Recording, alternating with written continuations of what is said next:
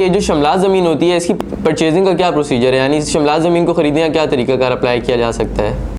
असल में वहाँ में ज़मीन की ख़रीदो फ़रोख्त के 3-4 तरीके हैं जो आज मैं अपने नाज़रीन को भी समझाऊंगा और आप लोग भी सुन लें। एक तो देखें, एक ज़मीन जिसका आप बाकायदा एक फ़र्द बराए बै निकलवाते हैं, फिर उसकी एक रजिस्ट्री होती है, रजिस्ट्री के बाद फिर इंतकाल हो जाता है। तो इस ज़मीन को कहते हैं रजिस्ट्री और इंतकाल वाली, दोनों चीज़ें इसमें इंतकाल भी होती हैं और रजिस्ट्री भी होती है। अब एक ज़मीन ऐसी होती है जिस पे इंतकाल नहीं होता, सिर्फ रजिस्ट्री आप करवा सकते हैं, इंतकाल का ऑप्शन नहीं है। वो ज़मीनें ऐसी हैं जो गवर्नमेंट ने सेल की होती हैं। अब जो ज़मीनें गवर्नमेंट ने सेल की हुई हैं उसके ऊपर ही जहाँ पे खेवट नंबर लिखा होता है उसी के आगे एक खाने में लिखा होता है वफाकी मालक या सूबाई मालक, उसका एक ऑप्शन दिया होता है। वो ज़मीन गवर्नमेंट सेल करती है और उसका इंतकाल नहीं होता, उसकी भी सिर्फ रजिस्ट्री होती है।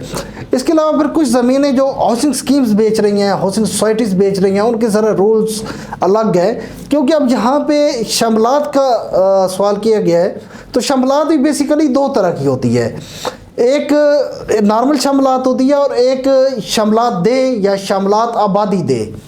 अब शमलात दे या शमलात आबादी दे का एक पूरा रिकॉर्ड आपका पटवारी के पास मौजूद होता है और उसकी फ़र्द भी बनती है और फ़र्द आपको मिलेगी और उसके बाद आप रजिस्ट्री उसकी करवा लेंगे। लेकिन जो शमलात जगह है उसकी फ़र्द नहीं है, उसका इंतकाल नहीं है, उसकी रजिस्ट्री नहीं है, उसका कोई रिकॉर्ड नहीं है।